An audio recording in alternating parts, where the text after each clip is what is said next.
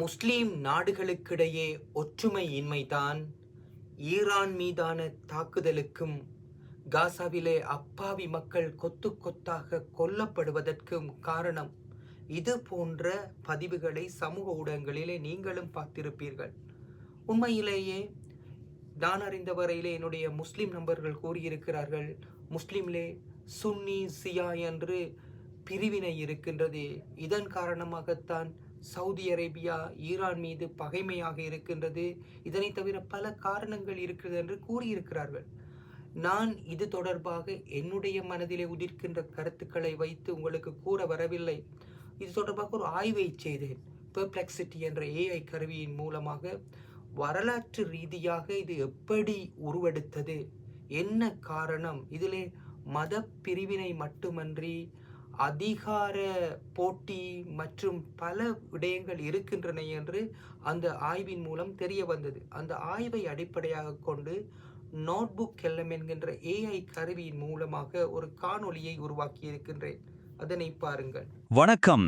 இன்னைக்கு நாம ரொம்பவே சிக்கலான ஒரு புவிசார் அரசியல் கேள்வியை பத்தி தான் பார்க்க போறோம். மேலோட்டமா பார்க்கறதுக்கு இது ரொம்ப சிம்பிளா தெரியலாம், ஆனா இதுக்கு பின்னாடி பல ஆழமான காரணங்கள் ஒளிஞ்சிருக்கு.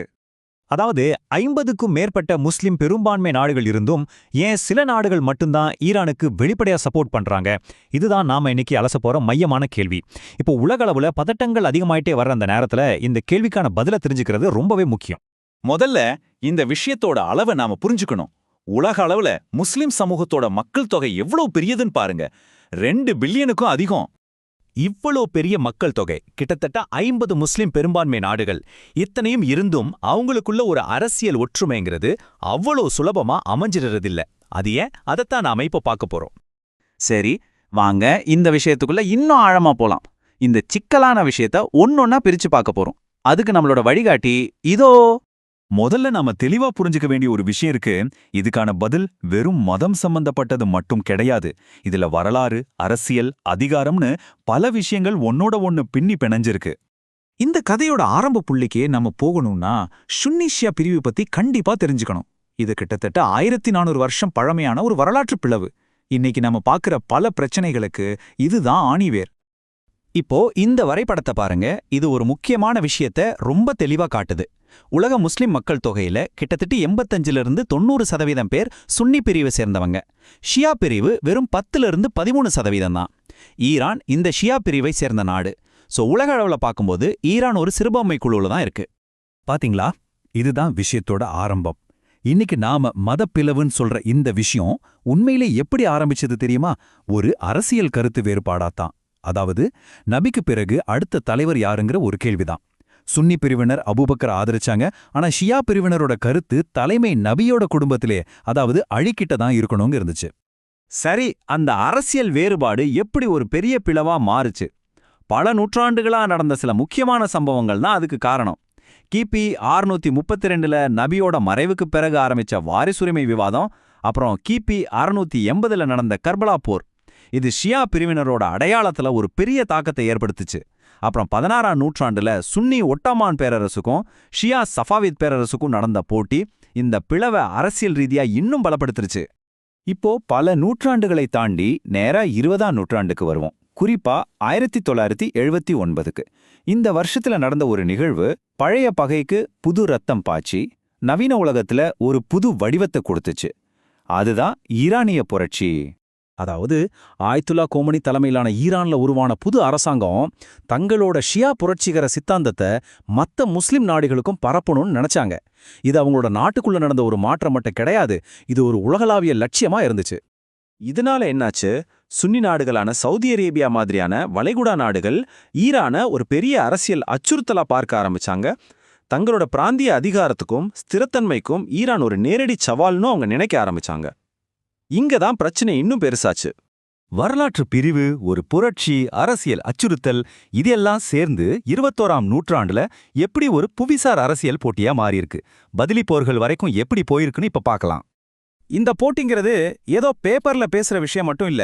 இன்னைக்கு ஈராக், சிரியா, ஏமன், பஹ்ரைன் மாதிரியான நாடுகள்ல நடக்கிற சண்டைகளுக்கு பின்னாடி இவங்களோட போட்டி தான் இருக்கு. இங்க ஈரான் ஒரு தரப்புக்கும் சவுதி தலைமையிலான கூட்டணி இன்னொரு தரப்புக்கும் ஆதரவளிச்சு மறைமுகமா மோதிக்கிறாங்க. இதனால அந்த நாடுகள்ல பெரிய அழிவுகள் ஏற்படுது. ஆனா ஒரு நிமிஷம், இதுக்கு காரணம் வெறும் சுன்னீஷியா பிரிவு மட்டும்தானா? கண்டிப்பா இல்ல. இன்னைக்கு நிலைமை இன்னும் சிக்கலாயிடுச்சு. அமெரிக்கா கூட இருக்கிற கூட்டணி, பொருளாதார நலன்கள், பிராந்தியத்துல யாரு பெரிய ஆளுங்கிற போட்டி, இஸ்ரேலோட செஞ்சுகிட்ட ஆபிரகாம் ஒப்பந்தங்கள், அப்புறம் ஒவ்வொரு நாட்டுக்குள்ளேயும் இருக்கிற மத சமநிலையை காப்பாத்திக்க வேண்டிய கட்டாயம், இப்படி ஏகப்பட்ட விஷயங்கள் ஒரு நாடோட முடிவை தீர்மானிக்குது. அப்போ நம்ம கடைசி கட்டத்துக்கு வந்துட்டோம். இப்ப நம்ம முன்னாடி இருக்கிற பெரிய கேள்வி என்னன்னா, இந்த பிளவுக்கு பின்னாடி இருக்கிறது வெறும் பழமையான வரலாறா இல்ல அதிகாரத்துக்காக நடக்கிற ஒரு நவீன கால போராட்டமா? வாங்க இதை பிரிச்சு பார்க்கலாம். இத நாம ஒரு பரிணாம வளர்ச்சியா பார்க்கலாம். முதல்ல 7ஆம் நூற்றாண்டுல தலைமை யாருக்குங்கிற ஒரு அரசியல் சர்ச்சை, அது காலப்போக்குல ஒரு மத அடையாளமா மாறுச்சு. இப்போ அதே வரலாற்று பிளவை நவீன நாடுகள் தங்களோட பிராந்திய ஆதிக்கத்துக்காக பயன்படுத்திக்கிட்டு இருக்காங்க. இது ஒரு புவிசார் அரசியல் போட்டியா மாறியிருக்கு. ஆக இதுலேருந்து நாம என்ன தெரிஞ்சுக்கணும்? முஸ்லிம் உலகங்கிறத ஒரே மாதிரி சிந்திக்கிற ஒரு அரசியல் குழு கிடையாது. அது பல தனித்தனி நாடுகளோட ஒரு தொகுப்பு. ஒவ்வொரு நாட்டுக்கும் அதுக்குன்னு ஒரு வரலாறு, கூட்டணிகள், அப்புறம் சொந்த நலன்கள் இருக்கு. இதனாலதான் ஈரானை ஆதரிக்கிறது மாதிரியான ஒரு விஷயத்துல அவங்களால ஒன்னா சேர்ந்து ஒரு முடிவு எடுக்க முடியறதில்ல. கடைசியா ஒரு கேள்வியோட முடிச்சுக்கலாம். இந்த பிளவை வரலாறு தான் உருவாக்குச்சா இல்ல இன்னைக்கு நடக்கிற நவீன அரசியல் அதை இன்னும் ஆழமாக்குதா? இது கடந்த காலத்துக்கும் நிகழ்காலத்துக்கும் இருக்கிற ஒரு பெரிய தொடர்பை நமக்கு காட்டுது. நீங்க என்ன நினைக்கிறீங்க? நீங்கள் இப்போது பார்வையிட்ட இந்த காணொளியானது உங்களுடைய மனதில் இருந்த பல்வேறு கேள்விகளுக்கும் பதிலை வழங்கியிருக்கும். இது போன்று இன்னும் பல விடயங்களை, புதிராக இருக்கின்ற விடயங்களை உங்களுக்கு வழங்குவதற்கு தயாராக இருக்கின்றேன். இதுவரையிலே நீங்கள் குளோப் தமிழை சப்ஸ்கிரைப் பண்ணவில்லை என்றால் சப்ஸ்கிரைப் பண்ணுங்கள். இது பயனுடையதாக இருந்தால் மற்றவர்களுடன் பகிர்ந்து கொள்ளுங்கள். நன்றி, வணக்கம்.